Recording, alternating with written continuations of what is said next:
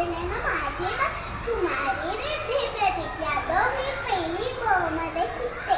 आज मी तुम्हाला एक गोष्ट सांगणार आहे. माझ्या गोष्टीचे नाव उंदराची टोपी. एक होतं गाव. त्या गावात एक उंदीर राहत होता. त्या छोट्याशा उंदराला मिळाली एक लाल लाल चिंदी.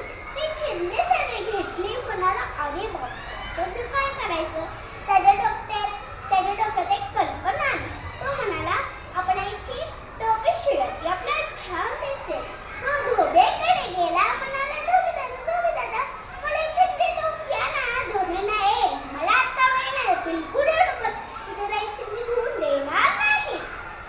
उंदीर म्हणाला, धोबी दादा आळशी, माझी चिंदी धुवत नाही. डुम डुम डबा, कडुम डुम डबा, कडुम डुम डबा, कडुम डुम डबा. ए बाबा, ते इकडे. त्या धोब्याने त्या उंदराला चिंदी धुवून दिली. ते चिंदी घेऊन तो शिंप्याकडे गेला. म्हणाला, शिंपी दादा, मला याची टोपी शिंद्या रंगीबेरंगी गोंडी बनवून द्या. मी राजाकडे जाणार आहे. मी राजाला सांगेन की आमच्या शिंप्याने टोपी शिवली. मग राजा तुम्हाला बक्षीस देईल.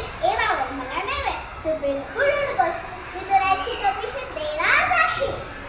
उंदीर म्हणाला, शिंपी दादा आळशी, माझी टोपी शिवत नाही. डुम डुम डबा, कडुम डुम डबा, कडुम डुम डबा, कडुम डुम डबा.